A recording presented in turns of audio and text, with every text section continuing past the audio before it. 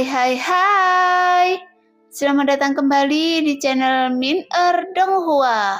Kali ini kita akan melanjutkan cerita Donghua, Apotheosis. Gak pakai lama lagi, langsung aja kita ke ceritanya. Check it out.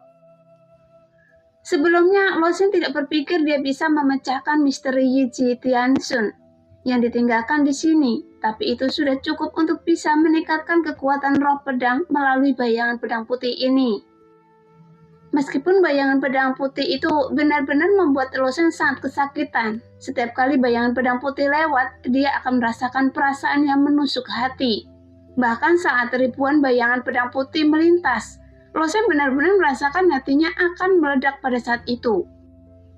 Namun, rasa sakit seperti ini tidak ada apa-apanya dibandingkan dengan rasa sakit yang diderita Lo Shen ketika dia menggantikan esensi sejatinya dengan energi kekacauan di seluruh dantiannya.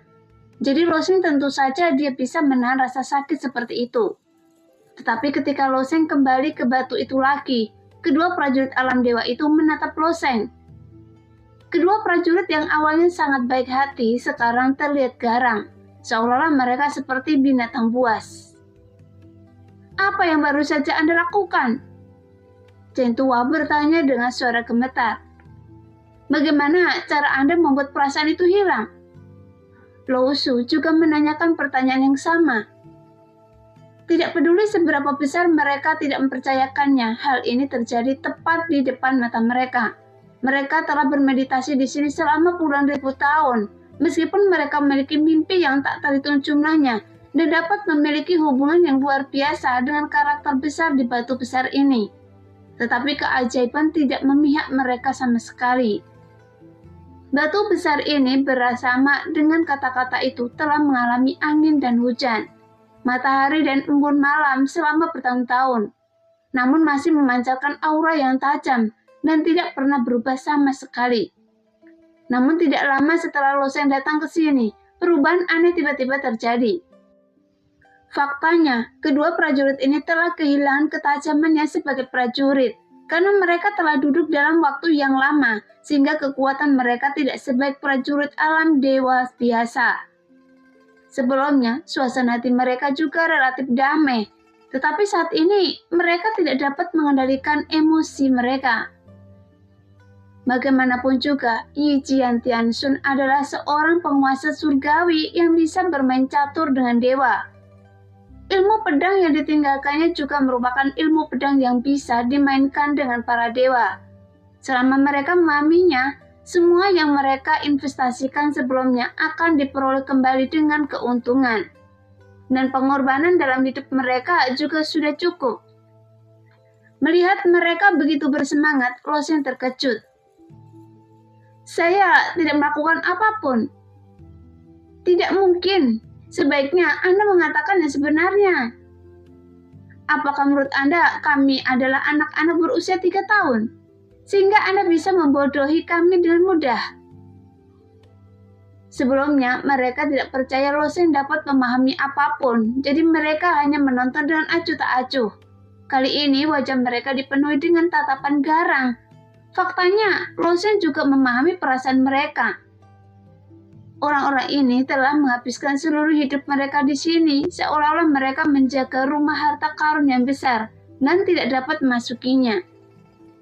Setelah dia datang, dia memang memicu semacam penglihatan, meski mungkin tidak memecahkan misteri yang ditinggalkan oleh Yi Ji Tianxun.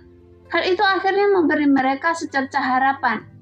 Jadi akan aneh jika mereka tidak gila. Namun, Lo Shen tidak khawatir. Bagaimanapun Yon Luo tidak jauh dari sini. Kedua orang ini pada dasarnya mencari kematian. Terlebih lagi, meskipun keduanya galak, mereka tidak bisa menstabilkan emosi mereka. Tapi pada saat ini, Lo Shen merasa sedikit kasihan pada mereka. Memang benar, saya tidak melakukan apa-apa. Saya hanya melihat bayangan pedang samar. Setelah menghancurkan bayangan pedang itu menjadi seperti sekarang. Lo Shen mengangkat bahu. Dia tidak perlu menyembunyikannya. Apalagi sebelumnya Yon Luo dan An Xin juga mengatakannya. Tapi tidak ada yang benar-benar mempercayainya. Pedang bayangan? Seperti apa bayangan pedang itu? Loseng membuat beberapa gerakan acak dan menjelaskan. Pada saat ini dia merasakan perasaan menusuk hati lagi dan dia tersenyum sedikit. Bayangan pedang itu muncul lagi. Karena Loseng bisa merasakannya dan mereka berdua secara alami merasakannya. Tampak tulisan di batu itu dengan kembali normal. Jadi ternyata perasaan yang saya alami selama bertahun-tahun itu disebabkan oleh bayangan pedang. Tapi kenapa saya tidak bisa melihat? Keduanya bergumam dengan ekspresi bingung di wajah mereka. Loseng menekan bibirnya. Dia terlalu malas untuk memperhatikan kedua orang gila ini. Bahkan melihat bayangan pedang bukanlah masalah besar. Ada banyak cara untuk mempertajam niat pedang, tapi saat kedua pria itu bergumam, sementara mata mereka melebar, seolah mereka juga ingin melihat bayangan pedang itu. Segera Loseng mengangkat pedang Dewa Li Feng lagi, dan menyaksikan bayangan pedang putih terbang ke arahnya. Kemudian niat pedang itu melayang di atas tubuh pedangnya saat lagi. Dan dia menebas 7 pedang berturut-turut lagi. Setelah 7 pedang, bayangan pedang putih hancur tanpa ketegangan apapun. Jadi semua bayangan pedang putih bergegas menuju Loseng lagi. Kali ini Loseng tidak memilih untuk mundur. Lagi pula dia tidak bisa lari dari bayangan pedang putih ini.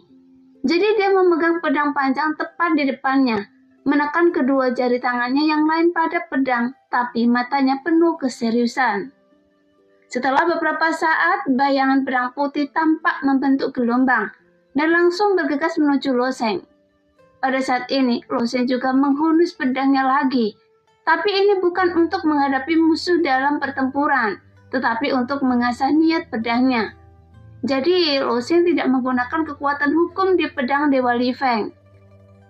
Dia hanya mengaktifkan niat pedang dengan gila-gilaan, mengayunkan pedang di tangannya dan kakinya. Kemudian dia berdiri kokoh di tanah dan tidak pernah bergerak sama sekali.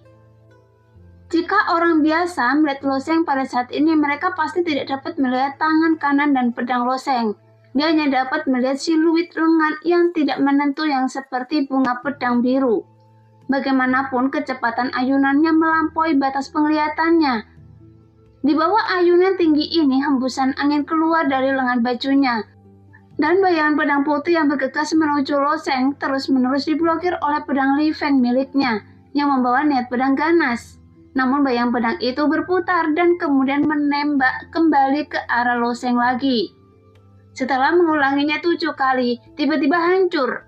Jadi kali ini potongan bayangan pedang putih hancur dan titik cahaya putih itu dengan cepat masuk ke tubuh Loseng dan bergabung dengan roh pedang Loseng.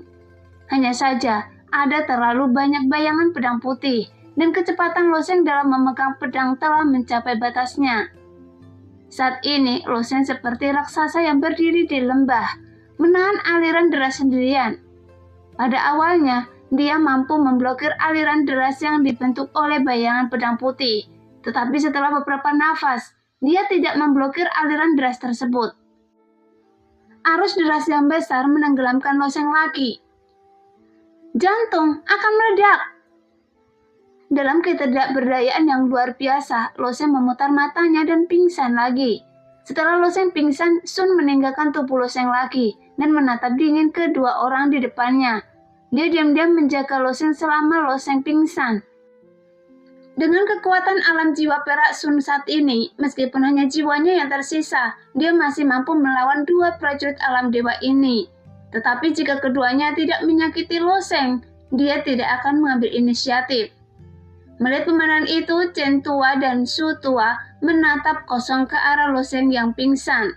Tidak peduli apa, mereka telah memutuskan bahwa Loseng pasti telah menemukan beberapa misteri, tetapi mereka tidak dapat melihat misteri tersebut. Meskipun kedua orang ini hampir kehilangan akal sehatnya, mereka juga mengetahui identitas prajurit istana ke-13. Karena Pulau Chengsu ditetapkan sebagai tempat istana ke-13 menyimpan warisan api, maka tidak mudah untuk masukinya dan mengamati batu besar tersebut. Bahkan keduanya menghabiskan banyak tenaga dan mengaturnya naik turunnya. Sekarang semua orang dari istana ke-13 telah datang ke Pulau Changsu. Jika mereka benar-benar berani menyentuh Loseng, mereka benar-benar mencari kematian. Namun, keduanya juga memiliki beberapa ide lain di benak mereka. Mungkin ketika Lo Sheng memahami misteri Yi Ji Tianxun, mereka juga bisa mendapatkan bagiannya. Jadi meskipun mereka bersemangat, mereka juga menekan dorongan hati. Mereka sampai batas tertentu, seperti menculik Lo Sheng dan memaksanya untuk mengungkapkan kebenaran.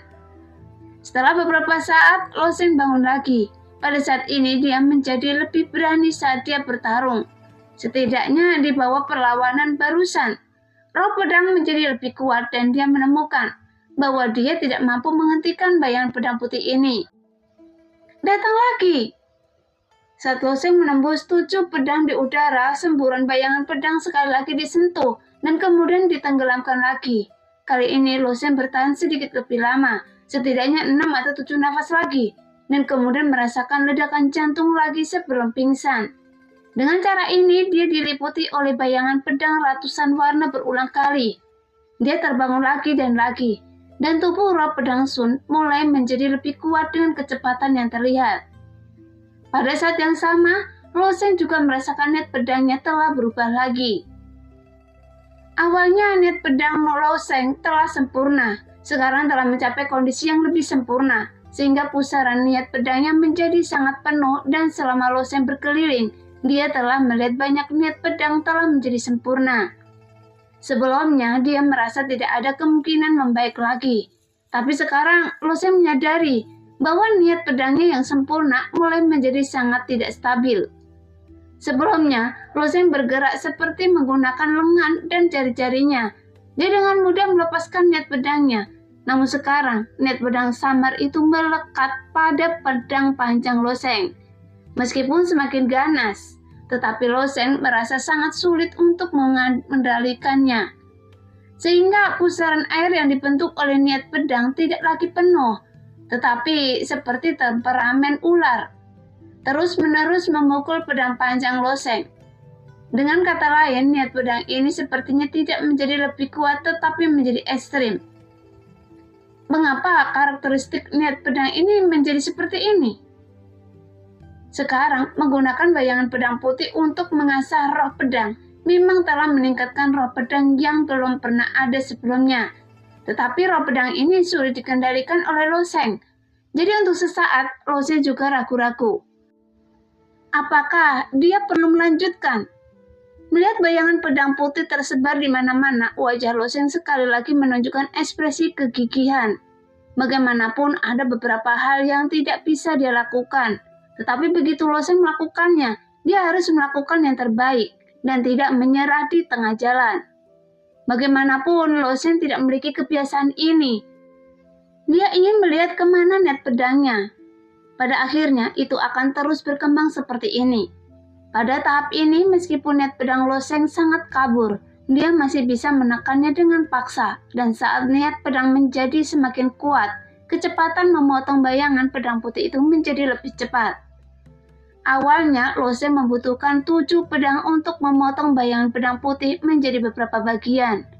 Tentu saja, saat menghadapi semburan bayangan pedang putih, dia bisa menyapu ratusan bayangan pedang putih dengan setiap serangan pedang. Jadi dengan 4 serangan pedang berturut-turut, dia bisa menyapu ratusan bayangan pedang putih itu. Bahkan sebelum dia menyadari, dia sebenarnya sudah berada di depan batu besar ini selama 2 jam. Saat dia berjuang untuk membunuh bayangan pedang putih ini, suara Yan Luo terdengar. Lo Sheng, apakah Anda masih memahami kata-kata di batu itu? Warisan api akan segera dimulai, kata Yan Luo ringan. Lo Sheng berpikir sejenak, tetap berkata, bisakah Anda menunggu lebih lama lagi? Tidak apa-apa, tapi setelah warisan api dimulai, penilaian putaran pertama akan dilakukan, jadi Anda harus cepat. Jelas, murid istana ke-13 harus menjalani penilaian satu persatu. Jika Lo Sheng tertunda, dia mungkin terdaftar di akhir. Dan setelah penilaian pahatan batu dari hukum asli akan dibagikan yang terakhir. Jadi itu pasti akan berdampak pada Lo Sheng. Meskipun sebenarnya Lo Sheng tidak peduli tentang itu sekarang. Pada saat ini pedang Dewa Li Feng di tangannya berayun semakin cepat. Dan niat pedang itu menjadi semakin kuat. Di bawah suara mendesing, niat pedang yang tertinggal di pedang itu tiba-tiba terbang keluar, menghancurkan puluhan bayangan pedang putih. Kemudian dia langsung masuki gurun di sampingnya dan meninggalkan celah kecil. Setelah kehilangan niat pedangnya, Lo Sheng secara alami tidak dapat menahan bayangan pedang putih itu. Sebelum dia bisa menyingkat niat pedang baru lagi, bayangan pedang putih itu menenggelamkan Lo Sheng lagi. Setelah pingsan sebentar, Lo Sheng berdiri, tapi kali ini dia menjadi semakin frustasi dan melanjutkan. 1 jam kemudian, Lo Sheng hanya membutuhkan 3 pedang untuk menghancurkan bayangan pedang putih ini. 1 jam kemudian, Lo Sheng menghancurkan bayangan pedang putih ini hanya dengan 2 pedang. Setelah jam ketiga, Lo Sheng tidak pernah pingsan lagi. Tidak peduli seberapa besar jumlah bayangan pedang putih, mereka tidak dapat menembus bunga pedang yang dia bentuk. Tapi saat ini, Lo Sheng benar-benar tidak bisa mengendalikan niat pedangnya. Meskipun dia mencoba yang terbaik untuk mengendalikan niat pedang di tubuh pedang, setiap kali dia memadatkan niat pedang baru, dibutuhkan waktu kurang dari 3 nafas agar pedang itu jatuh. Dan tujuannya adalah untuk menembak. Hanya saja saat ini bayangan pedang putih tersebut tidak bisa lagi menelan niat pedangnya. Jika bayangan pedang putih masih bisa menelan bayangan pedangnya, meskipun Lo Sheng mungkin tidak mati, tetapi juga akan terluka parah. Sekarang dia tidak bisa mengendalikan niat pedangnya, dan ini juga membuat sakit kepala Lo Sheng. Dalam 3 nafas, dia bisa memotong ratusan pedang, tetapi setelah 3 nafas, dia harus segera menyingkat niat pedang baru. Dengan pengulangan seperti itu, energinya, kekacauan di tubuhnya dikonsumsi dengan sangat cepat. Jika masih ada esensi sejati dalam dantiannya, saya khawatir dia telah mengisi kembali ribuan batu esensi sejati berkualitas tinggi sekarang.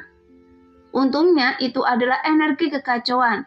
Namun Chen Tua dan Su Tua yang telah menyaksikan Lo Sheng berlatih pedang dengan linglung, dan mereka mempertahankan postur tidak bergerak selama beberapa jam. Meskipun mereka tidak dapat memahami apa yang terjadi di depan mereka, samar-samar mereka merasakan ada sesuatu yang akan terjadi, dan mereka tidak mau ketinggalan apapun. Jika anak ini mengungkap rahasia Yi Ji Tianxun, maka mereka dapat mengambil tindakan. Saat Lo Sheng terus menghancurkan bayangan pedang putih itu, sekitar setengah jam kemudian, Lo Sheng berdiri kokoh di tempat. Niat pedang di tangannya tiba-tiba melesat, tetapi dia tidak menyingkat niat pedang baru. Karena pada karakter batu besar tidak ada lagi bayangan pedang yang ditembakkan. Apa yang terjadi? Apakah tidak ada lagi? Lo Sheng menatap karakter besar itu dengan rasa ingin tahu. Bukankah karena jumlahnya tidak cukup? Saya tidak tahu berapa banyak bayangan pedang putih yang telah saya potong-potong. Dalam beberapa jam ini, bayangan pedang dipotong-potong di depan Lo Sheng dan jumlahnya secara alami sulit dihitung. Tapi yang tidak diketahui Lo Sheng adalah, dalam beberapa jam singkat ini, Lo Sheng telah menghancurkan 996 juta bayangan pedang putih. Saat itu, Yi Jian Tianxun menggunakan pedangnya untuk mengukir kata-kata, dan niat pedang tajam yang tersisa di dalamnya dapat menembus hati sang pejuang, dan bayangan pedang putih inilah yang menembus hati sang pejuang. Awalnya ada 999 juta bayangan pedang putih, tetapi selama beberapa juta tahun terakhir, banyak prajurit telah tercerahkan di sini. Meskipun mereka tidak seperti Lo Sheng, mereka dapat melihat bayangan pedang putih itu. Tetapi selalu ada beberapa orang yang terpotong-potong karena kecelakaan. Jadi ada beberapa orang yang secara tidak sengaja memotong bayangan pedang putih, menyebabkan bayangan pedang putih lainnya menyerang mereka, dan kemudian pingsan. Hanya saja jumlah orang-orang ini terlalu sedikit, bahkan mereka yang memperhatikan banyak berpikir bahwa mereka tidak dapat menahan rasa sakit karena menusuk hati, dan malah membuat orang lain menertawakan mereka.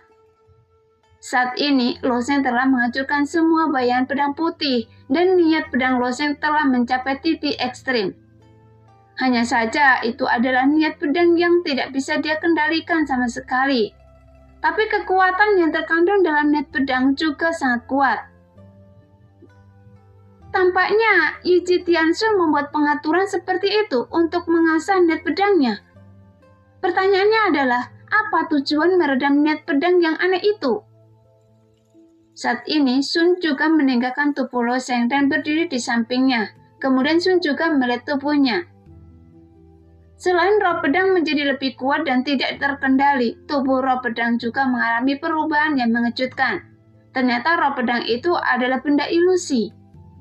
Walaupun Sun terlihat persis seperti orang biasa, namun jika diperhatikan dengan seksama, terlihat beberapa perbedaan. Seperti pantulan di air, masih ada perasaan yang agak tidak menentu. Bahkan dia dapat menembus tubuh Sun dan memantulkannya. Dan sekarang, jika Sun tidak memberi tahu pihak lain bahwa dia adalah tubuh roh pedang, orang-orang tidak akan bisa membedakannya sama sekali. Tubuh yang diubah oleh roh pedang sepertinya persis sama dengan tubuh asli. Dengan rambut hitam yang tergerai, kulit seputih salju semuanya tampak hidup. Tidak berbeda dengan tubuh biasa yang terlihat sangat kokoh. Dia mengangkat pergelangan tangannya sedikit dan menjentikkan jari ramping seperti bawang hijau di lengannya. Tapi dia memiringkan kepalanya dan tersenyum ringan. Sentuhan tubuh roh pedang ini sepertinya telah menjadi nyata. Kendalikan pedang ini dengan tubuh spiritual saya, dan kekuatan saya juga akan meningkat pesat. Sebelum dia menemukan tubuh baru, dia masih suka mengandalkan tubuh Lo Sheng. Atau memotivasinya untuk menemukan tubuh baru tidak begitu kuat. Karena jauh di lubuk hati Sun, dia mungkin berpikir bahwa bersama Lo Sheng juga merupakan tujuan yang baik. Pada saat ini, Lo Sheng juga menatap Sun dengan samar, berbeda dengan rambut hitam seperti langit malam dan wajah putih salju. Jantungnya berdebar kencang, tapi dia memalingkan wajahnya ke batu itu lagi. Tampaknya tidak ada cara untuk memecahkan misteri ditinggalkan oleh Yi Jitian-sun.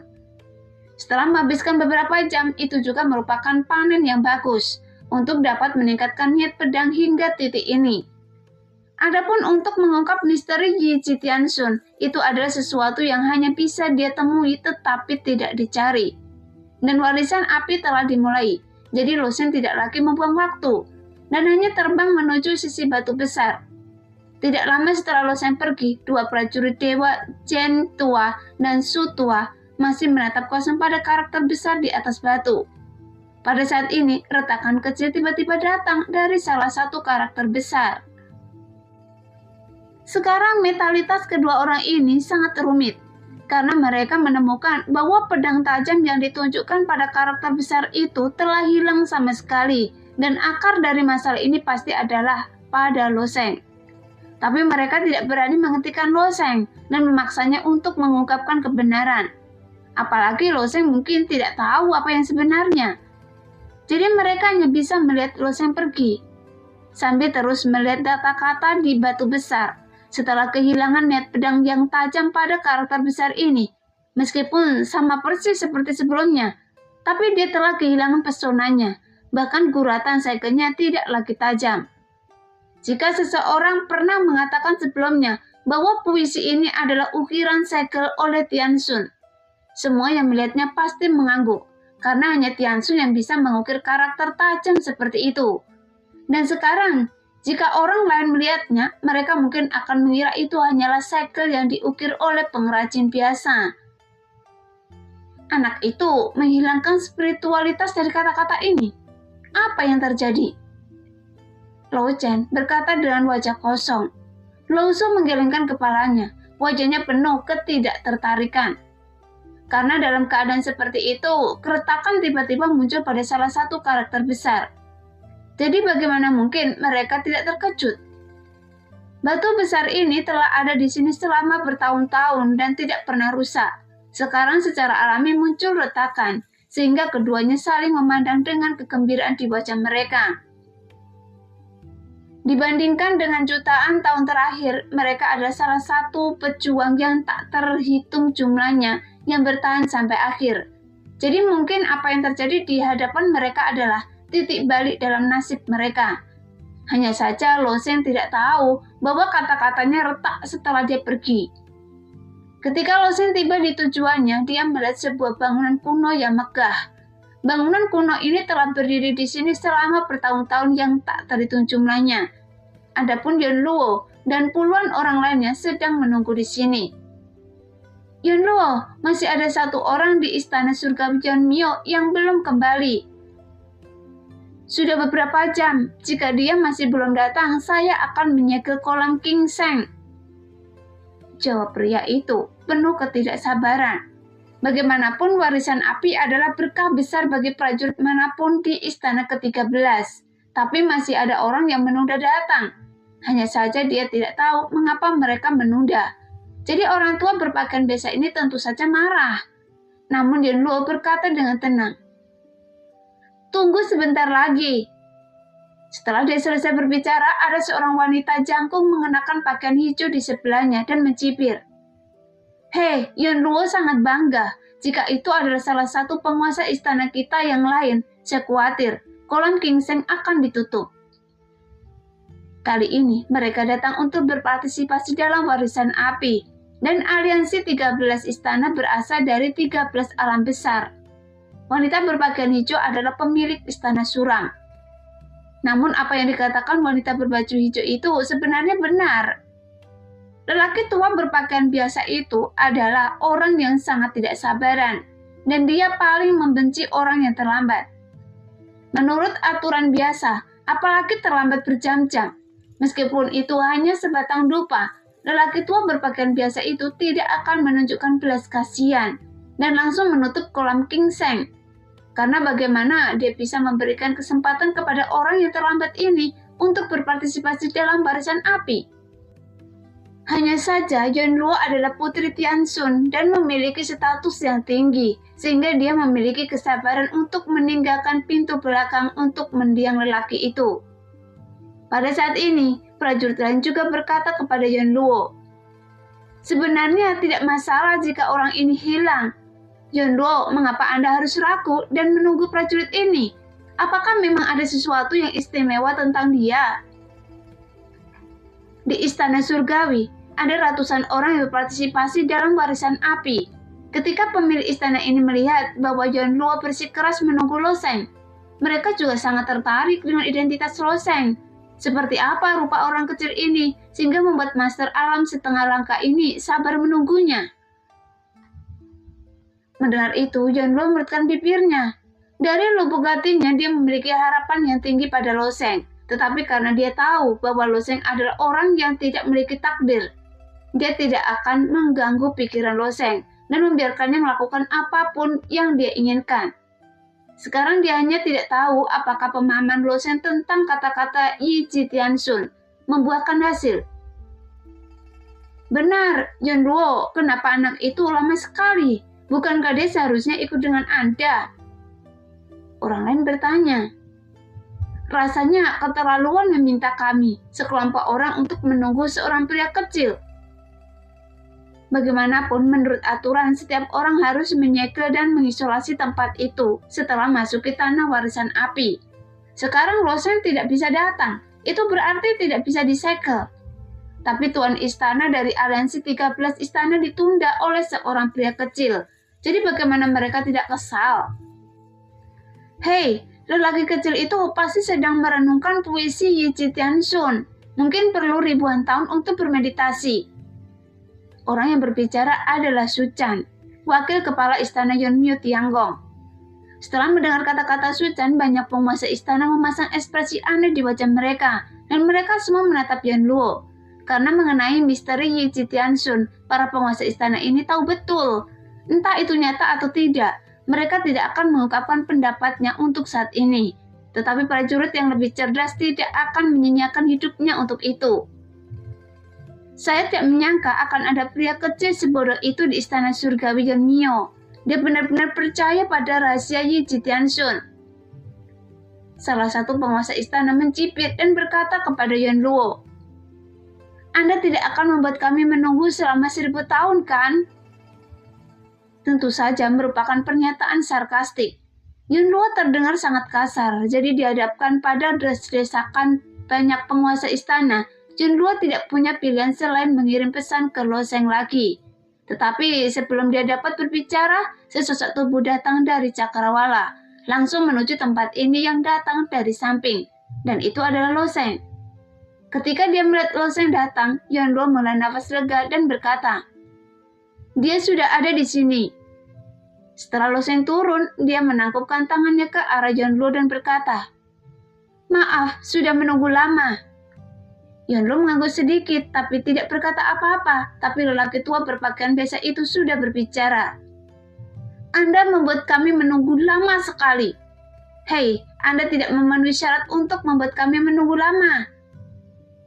Meskipun nadanya sangat tidak baik, tapi Lo Sheng memang terlambat, jadi dia tidak banyak bicara.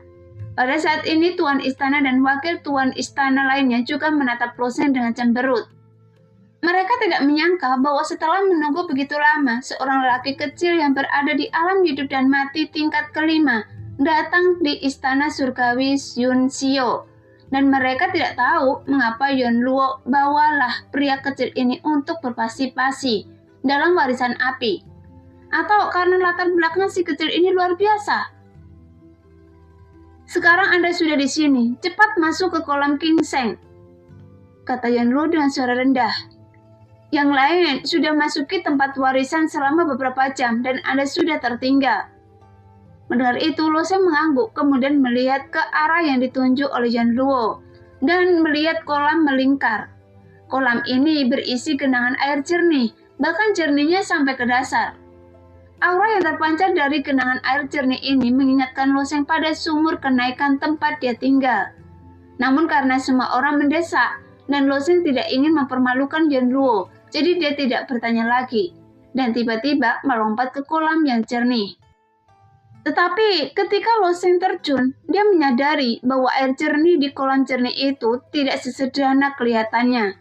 Daya tahan air jernih itu jauh lebih besar dari yang dibayangkan Lo Sheng. Setelah dia melompat turun, seluruh tubuhnya benar-benar muncul di permukaan kolam King Sheng dan tidak bisa tenggelam sama sekali. Melihat pemandangan ini, Yuanluo berkata, "Anda bisa tenggelam. Kolam jernih ini bisa membuat jiwa Anda jernih dan pemahaman Anda akan berlipat ganda dalam waktu singkat." Faktanya, apa yang Lo Sheng tidak ketahui adalah bahwa para prajurit istana ke-13 mengadakan kompetisi melalui kolam King Sheng, dan air di kolam King Sheng ini memiliki daya apung yang besar. Kolam King Sheng di depan Lo Sheng hanya lebarnya 2 kaki dan dalamnya 2 kaki. Jika dia memperluas kolam King Sheng ini berkali-kali, bahkan jika dia membuat pegunungan di atasnya, dia mungkin tidak akan bisa tenggelam. Jadi banyak prajurit di Istana Surgawi untuk menunjukkan kekuatan mereka untuk tenggelam ke dasar. Namun tidak mudah untuk tenggelam ke dasar kolam King Sheng. Sebagian besar prajurit di Istana ke-13 tidak dapat tenggelam ke dasar, dan kebanyakan dari mereka hanya tinggal di tengah. Tentu saja, selalu ada prajurit yang kuat di Istana 13. Prajurit seperti An Xin dan Sui Muyang secara alami tenggelam ke dasar. Selain itu, ada lebih dari 10 prajurit di Istana ke-13 yang juga tenggelam ke dasar. Faktanya, tidak masalah apakah itu tenggelam ke dasar atau tidak. Ini hanyalah cara bagi para prajurit Istana ke-13 untuk bersaing satu sama lain. "Anak kecil, Anda bisa mencobanya, dan saya ingin melihat seberapa dalam Anda bisa tenggelam," kata seorang pemilik istana kepada Lo Sheng sambil tersenyum. Lo Sheng melirik Yuanluo sebagai isyarat apakah penting seberapa dalam tenggelamnya. Namun melihat Yuanluo tidak berbicara, Lo Sheng terlalu malas untuk memperhatikan. Dia hanya membalikan tubuhnya dan masuk ke dalam kolam King Sheng. Melihat pemandangan ini, banyak penguasa istana termasuk lelaki tua biasa juga mengerutkan kening. Mereka sudah lama menunggu hanya untuk orang seperti itu. Nah, demikianlah cerita hari ini. Terima kasih yang sudah menonton video Min sampai selesai. Sampai jumpa di video selanjutnya. Bye-bye.